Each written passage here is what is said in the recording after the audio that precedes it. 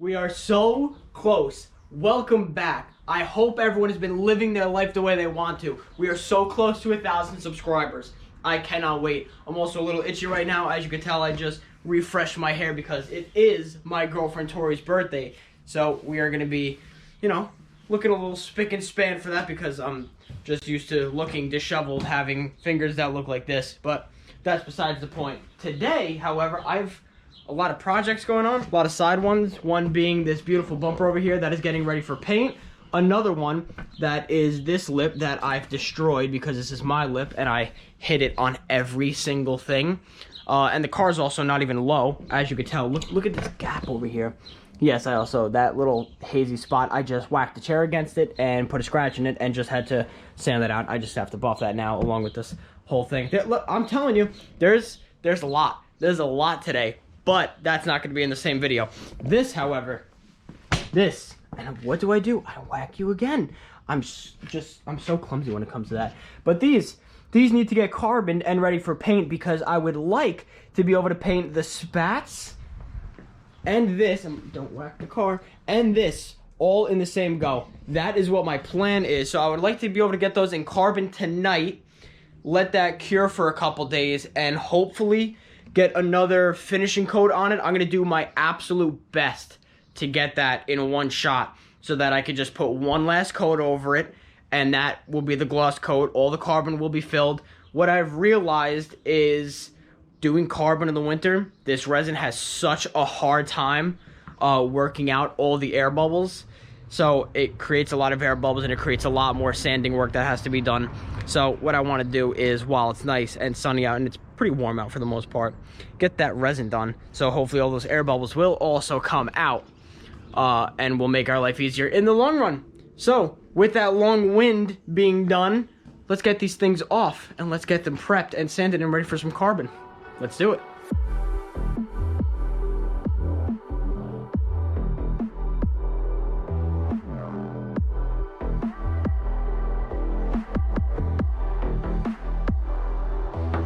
Alright, so let me explain the plan for this thing now. So what I want to do is grab my 220. I'm not even going to go 220. I'm going to use 150 right on hand. Bang. Done. 150. So what I'm going to do is take a piece of tape and just mark this line out right here and go all the way across.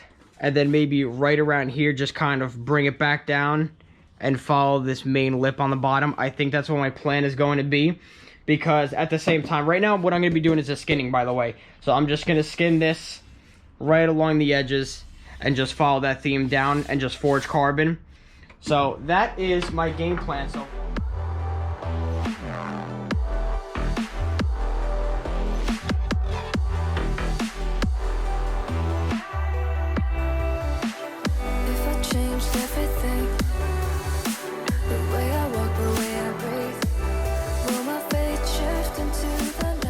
alright, so we have our pieces nice and sanded down with some 150. This is going to be a perfect amount. The 220, you could probably use 220. I actually have before, not probably. You can use 220. That's what I've used in the past. But I think having the 150 gives it much more of a grit for that resin and the carbon to be able to kind of fill in those voids and have just a better stick. And on top of that, this is right where the back tire is. So I know there's going to be a lot of rocks getting kicked up. So I would like it to have as good of a grip as possible, because I think once this is done, I'm going to go and once I get it all painted and everything's nice and pretty, I might just get it PPF'd just so that there's a little bit more of a protection on it. And that's on top of doing a couple extra layers of clear, because I would like to make sure this can keep the look for as long as possible. Highways, city driving, you name it, especially with all these potholes. And if you keep seeing me go like that and bring my tongue down there, I got a cut on my gums. I don't know how. I think I was eating a chip. I think I ate a chip and it cut my gums a little bit. But let's go mix some resin because now we are ready to start applying. And I'm going to take my... Oh, actually, hold on. I do want to give you a side note just because it's so cool. This is the ball shift knob that I made out of carbon. It's hard to tell, it's a little dusty. I want you guys to be able to see it. Really, really cool. They came out really nice. Yes, this is a drip. My drill died. My drill battery died when I was in the middle of spinning it. That's why it got that little drip, which very simple. Just cut that off and then just polish and sand. Do some sanding and polishing. But this one is a much more perfected one. As you see, the drip is only down here, which this gets cut. It gets drilled and tapped, and then I either put in my riv nut so that I could be just have a much better threading, or I could just drill and tap it into the resin, which I'm a little iffy on, but just as a cool side note so you guys could see that. Now take drill like so and just have at it. So what I'm going to do is take my brush and I'm going to brush a thin coat on, and then I'm going to dribble some carbon over that and let that sit for a moment. Okay, take some carbon. This is so creamy white. This is very air-rated. I'm just gonna take this and a nice thin coat. Let me make sure you guys can see this, because this is the good part here. Okay, so I'm just gonna take it like so, dribble a little in. Yeah, wow. I probably did not need to mix up as much as I just did. Overkill, super overkill. But now I don't mind getting this on the tape. And why don't I mind this getting on the tape? Because the second I put the carbon down and squeeze it all in, this tape is coming right off, because now I'm gonna have the mark that I need.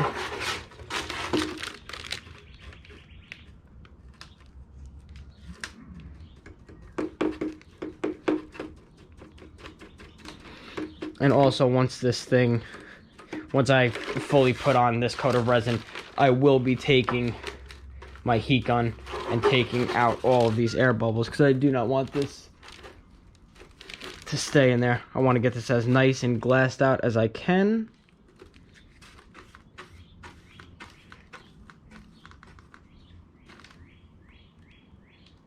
Get a nice thin pull here. All right, now here's the good part. So you can see all the little air bubbles in there. You can see both, right? Okay. I'm gonna take my heat gun,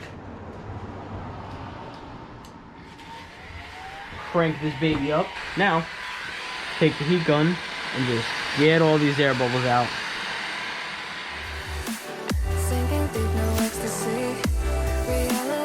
Time for some carbon.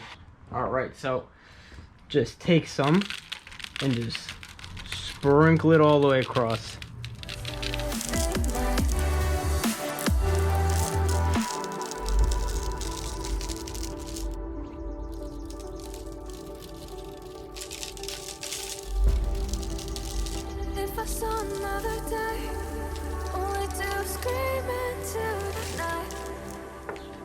Alright, so now what I'm going to do, now that this is all laid up like so, I'm just going to take both of my pieces here, and I'm just going to turn them and give them a little bounce. So all that now comes off is excess pieces that were not stuck. Okay, one done. Take the second one, I'm just going to do the same thing.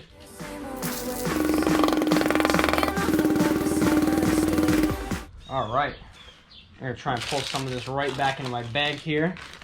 Reuse that, because that is a good amount. Alright, so after cleaning up the workstation a little bit, now we can get into the next step.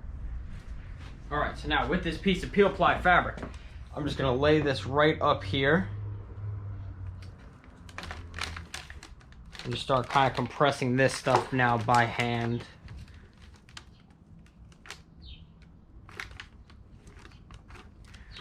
Really get it nice and in there. Make sure everything's getting worked down.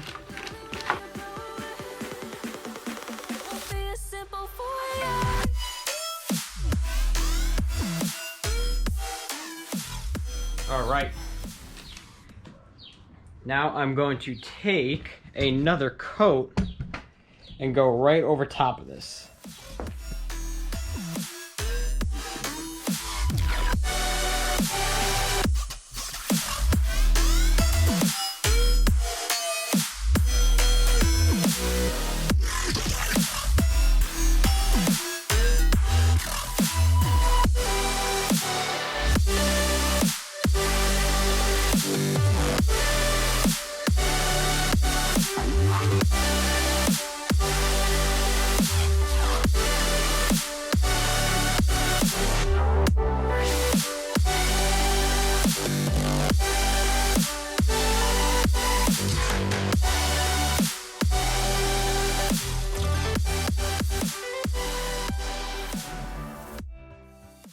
Now you compare that right there to that.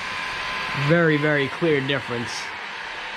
Now what I want to do is just be able to take this tape and peel it off. And I'll probably have to go back and do some touching up in the end, which I had a feeling of already. Okay, I mean everything's coming off quite nice so far.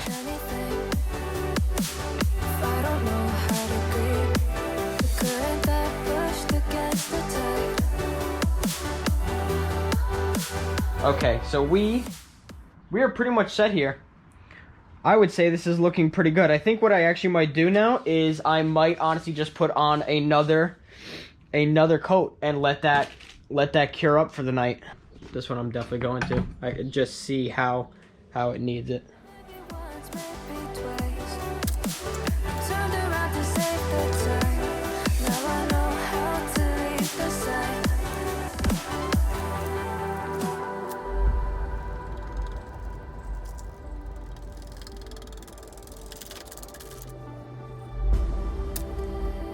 saw another day, only to scream into the night. Nothing ever tries to change, even if I want to realign. 'Cause I've been sitting here, same old ways, taking off without the same mistake. Can I leave it all behind?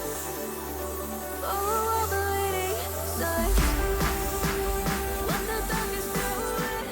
Alright, so that was a long time to try and get this carbon skinned and laid down properly.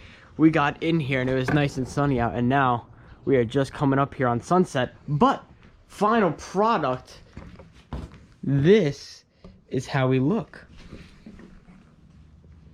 A little hard to tell right now without the light on it, but this is looking very, very, very good.